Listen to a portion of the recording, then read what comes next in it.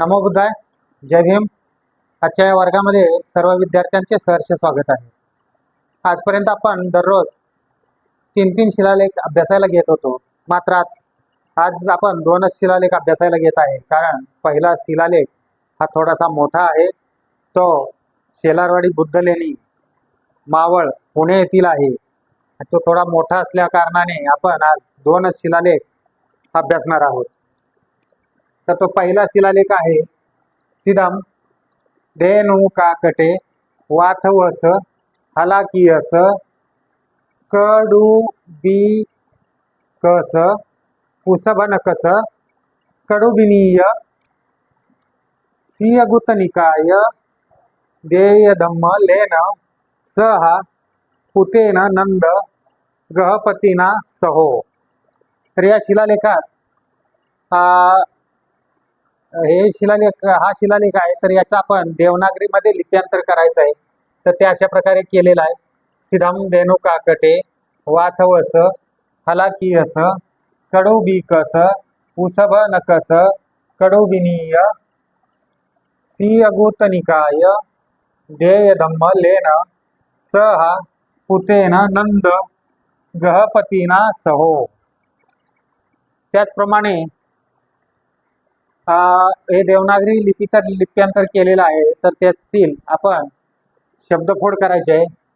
इथं सिधम च्या ठिकाणी गोल केलंय. धेनु काकटे टेच्या ठिकाणी गोल केलेला आहे.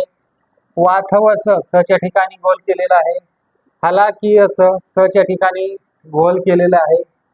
कडुबिकस तर च्या ठिकाणी आपण गोल केलेला आहे. उसभनकस या च्या ठिकाणी गोल केलेला आहे. कडुबिनीय हा य शब्द आहे. हे स्त्रीवाचक शब्द असेल त्यावेळेला य शेवटी येतो, म्हणून इथं य आहे. म्हणजे हा एक स्त्रीवाचक शब्द आहे. पुढचा शब्द आहे सिय भूतनिकाय. इथं बी य आहे. हा बी स्त्रीवाचकच शब्द आहे. देय धम्म लेन हा कॉमन शब्द आहे. स हा ला गोल केला आपण. पुतेन न ला गोल केलं. नंद द ला गोल केलं. गहपतीना ना ला गोल केलं. हो ला गोल केलं. तर अशा प्रकारे आपण शब्दफोड करून घेतलेले आहेत. आजचे शब्द हे जास्त असल्यामुळे फळ्यावर बसणार नाहीत, म्हणून मी आज ओरिजिनल जे शब्द आहेत शिलालेखातील त्यासाठी लाल पेन वापरत आहे आणि मराठी अर्थासाठी निळा पेन वापरतोय. बघा आपण सिधम धम्माला अनुसरून धेनु काकटे डहाणू वाथवस. वाथवस म्हणजे रहिवाशी.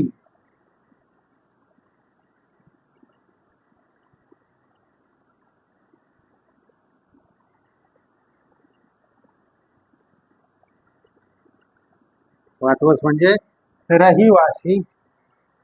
त्यानंतर हलाकियस त्यानंतरचा शब्द आहे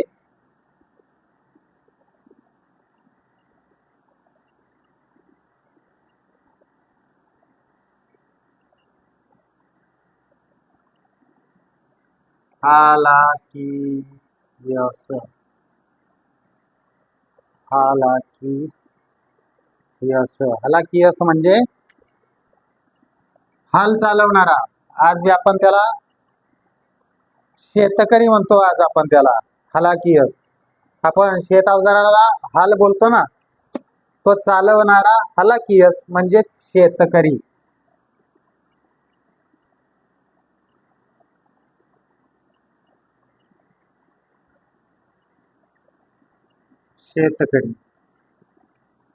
त्यानंतरचा शब्द आहे कडुबिकस.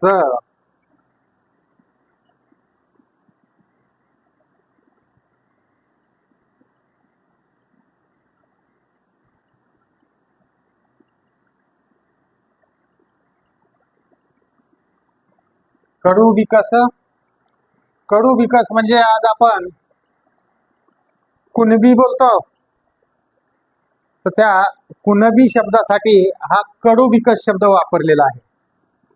कडुबिकसचा अर्थ होतो कुणबी.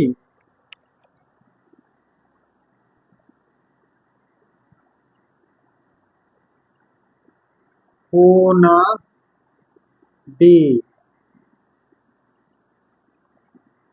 कुणबी, कणबी हे एकाचे शब्द आहेत. उसभ नकस,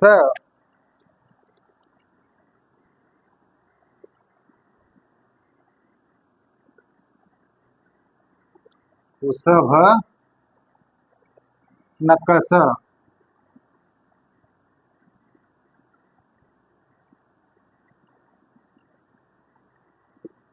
उसभ नकस म्हणजे ऋषभनाक, ऋषभनाक.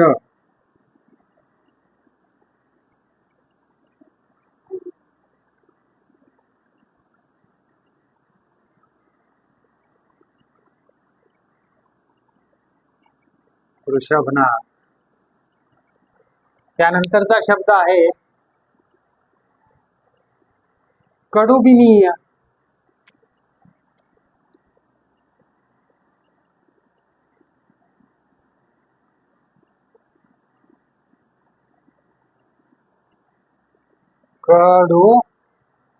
कडुबिनीय.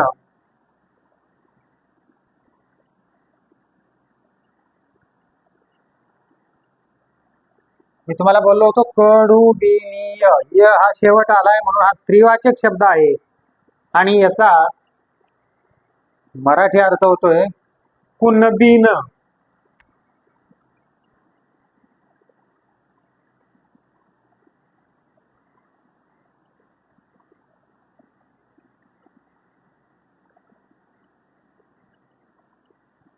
कुणबीन.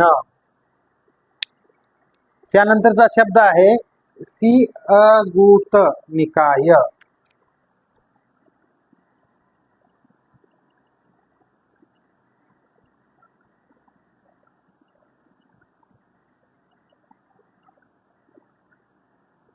सिअगुत निकाय.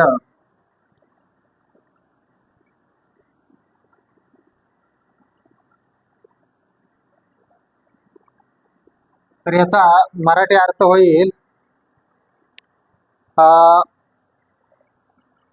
श्री गुप्तनिका.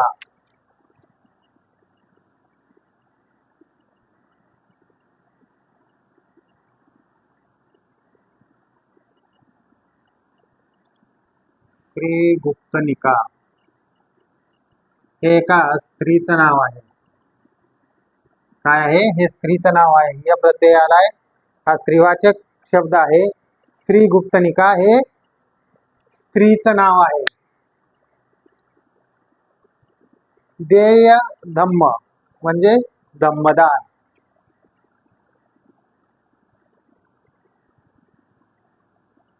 देय धम्म म्हणजेच धम्मदान.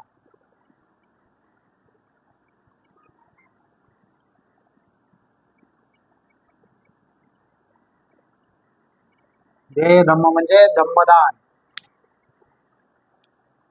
त्यानंतर शब्द आहे लेन.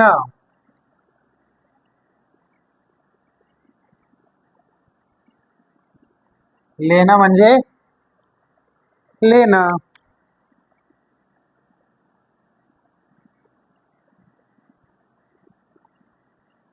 लेन हा एक वचनी शब्द आहे. लेन आणि अनेक वचनांमध्ये लेणे आहे म्हणून फक्त एकच लेणी आहे. लेन. देय धम्म लेन सहा. त्यानंतरचा शब्द आहे सहा. सहाचा मराठी अर्थ होतो सोबत.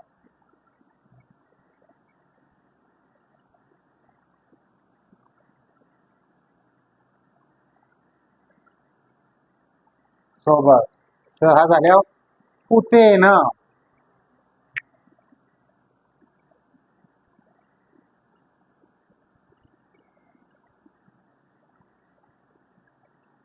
पुतेन.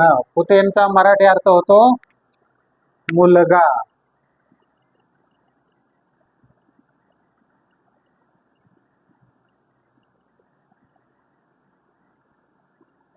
मुलगा. त्यानंतर नंद, त्या मुलाचं नाव काय आहे? नंद. नंदचा मराठी अर्थ बी नंदच होतो, यामध्ये बदल झालेला नाही.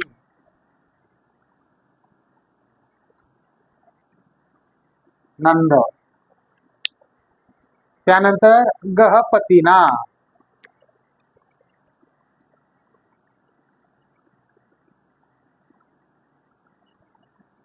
गहपतीना. गहपतीना म्हणजे गहपतीना म्हणजे ग्रहपती.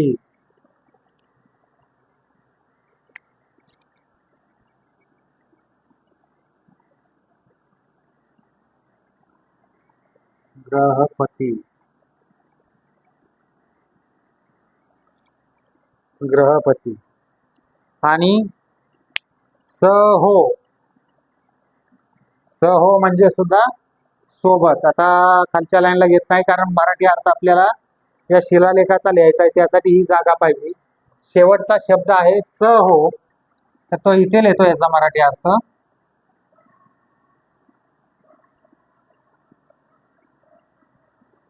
सहो. सहोचा मराठी अर्थ सुद्धा सोबतच होतो.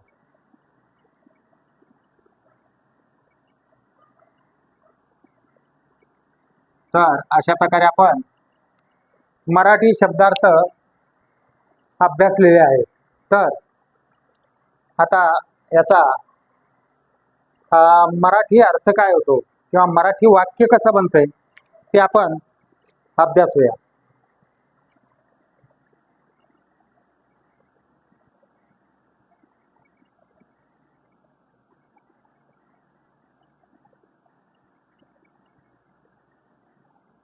मराठी अर्थ काय होईल? मराठी अर्थ पहिला शब्द काय आहे? सीधम म्हणजे धम्माला अनुसरून.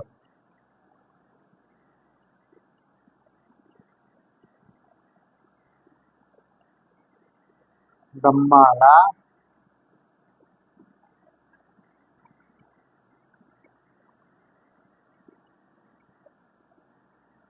धम्माला अनुसरून. काय आहे धम्माला अनुसरून? तर धम्माला अनुसरून डहाणू शहरातील रहिवासी.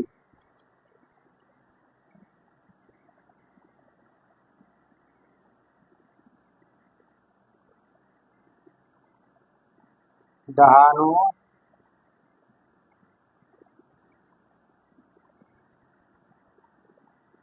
डहाणू शहरातील रहिवासी.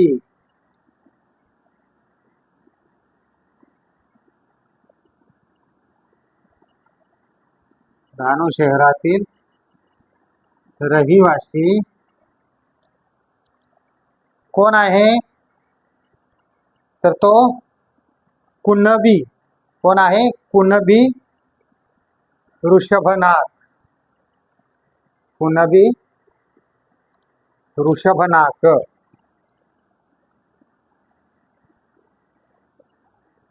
तो रहिवासी ऋषभनाथ आहे, पण तो कोण आहे? कुणबी आहे.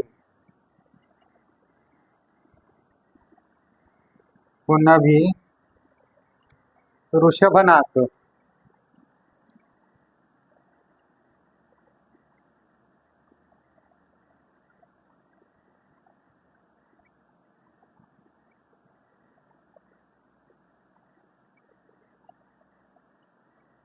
कुणबी ऋषभनाथ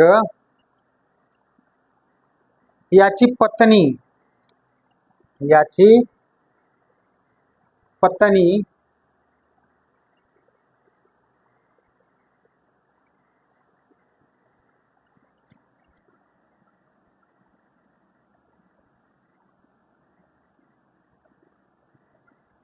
याची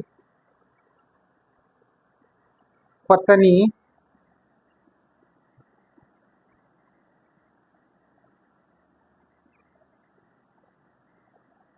याची पत्नी कोण आहे? याची पत्नी स्त्रीय गुप्तनिका, स्त्री गुप्तनिका, पण ती कोण आहे? कुणबीन आहे, म्हणून त्याची पत्नी कुणबीन.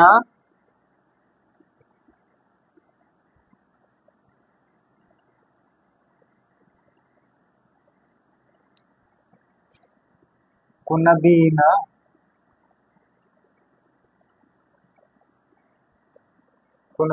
कुणबीन स्त्रीय गुप्तनिका, स्त्री गुप्तनिका.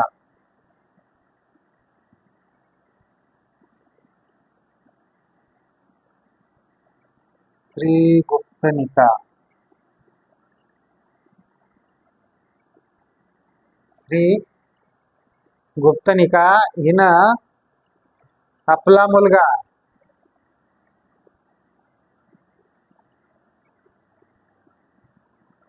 हिने आपला मुलगा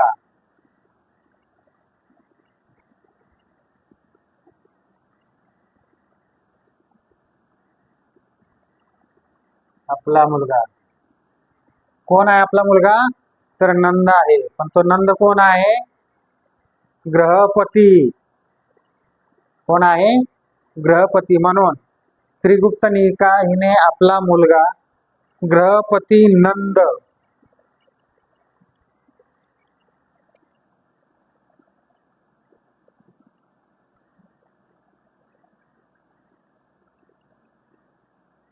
ग्रहपती नंद याच्या सोबत काय केलंय? लेण्याचं दंभदान दिलेलं आहे.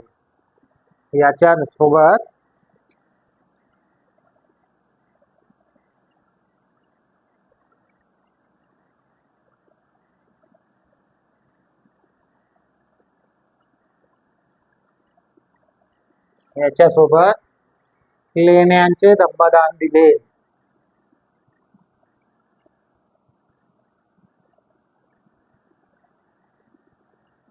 लेण्याचे दंभदान दिले.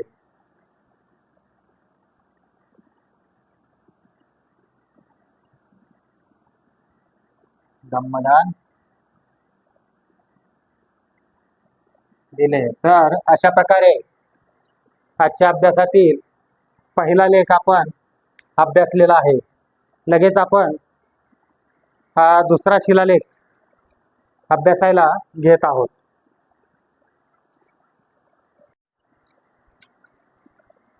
तर आपण पहिला शिलालेख अभ्यासलेला आहे. तर आता हा आपला या पाठातील दुसरा शिलालेख. सैती गहपती पुतस सीवदतस भीतिकाय स हा परिवा. तर हे आपण देवनागरी लिपीमध्ये लिप्यांतर करून घेऊया.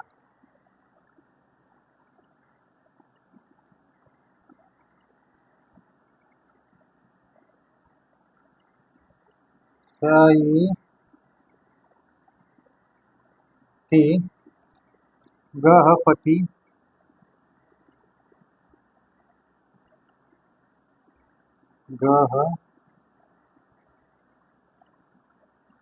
गहपती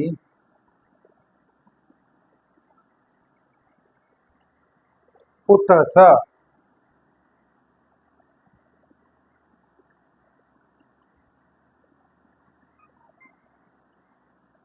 पुतस सीवदसस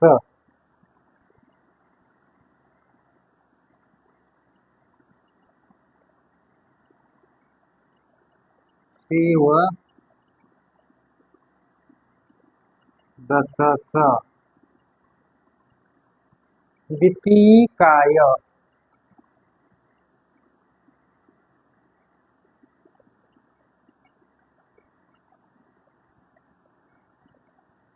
भीतिकाय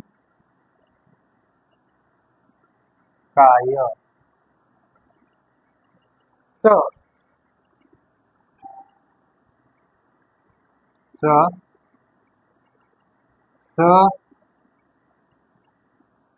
हा परिवा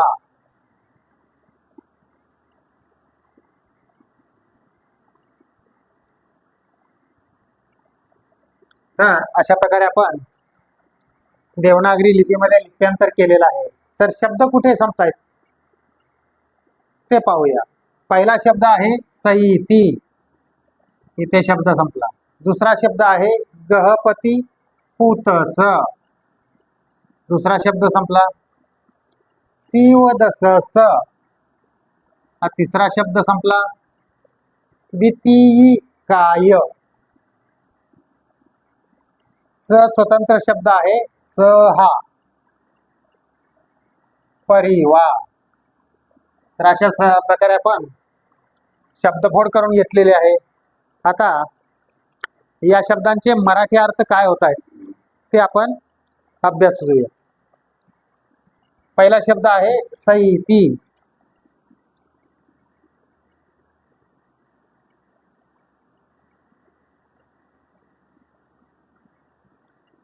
सईतीचा मराठी अर्थ सईतीच होतो.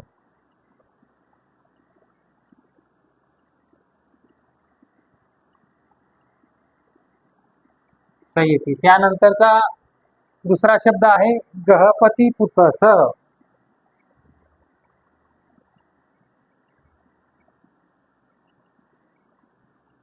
गहपती पुतस, याचा मराठी अर्थ होतो गृहपतीचा मुलगा.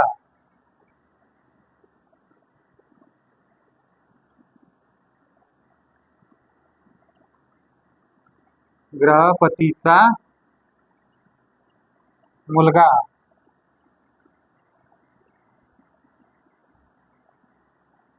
गृहपतीचा मुलगा. त्यानंतरचा शब्द आहे शिव दसस.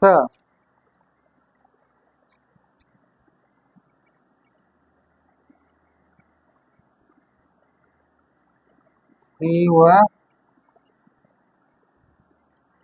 दसस. शिवदसस म्हणजे शिवदस हे व्यक्तीचं नाव आहे. शिवदस हे व्यक्तीचं नाव आहे. त्यानंतरचा शब्द आहे काय.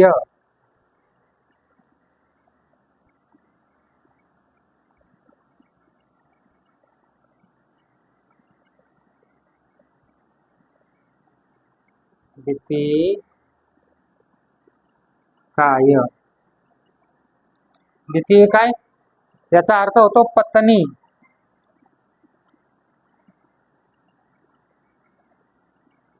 पत्नी. काय म्हणजे पत्नी. त्यानंतरचा शब्द आहे सहा. सहा म्हणजे सोबत. सहा म्हणजे सोबत.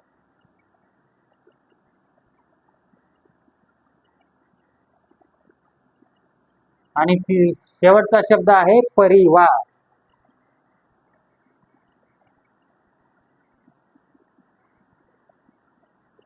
परिवार म्हणजे परिवार. परिवार म्हणजे परिवार.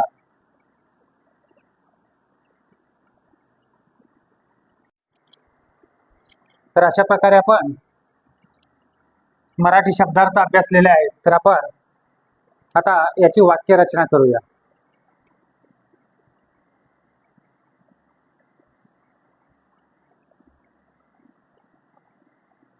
तर याचा मराठीमध्ये अर्थ होईल सईती गृहपतीचा मुलगा.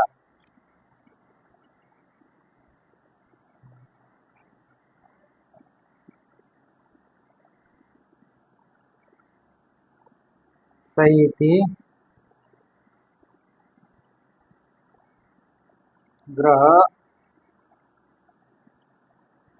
गृहपतीचा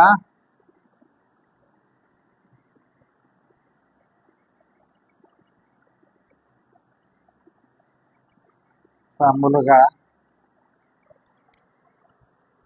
शिवदस. शिवदस.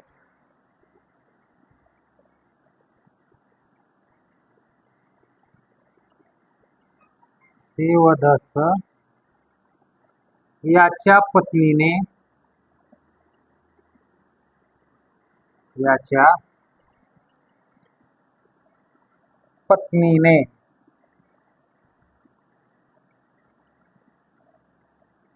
पत्नीने परिवारासोबत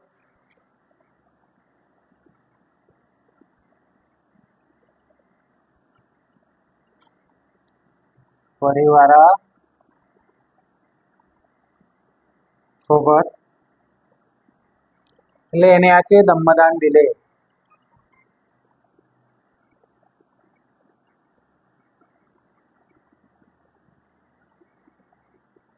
लेण्याचे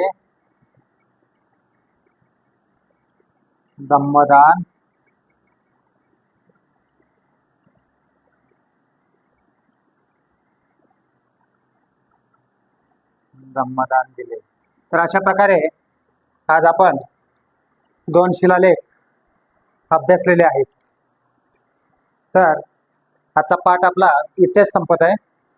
उद्या आपण परत 2 ते 3 शिलालेखांचा अभ्यास करूया. जय भीम, नमो बुद्धाय.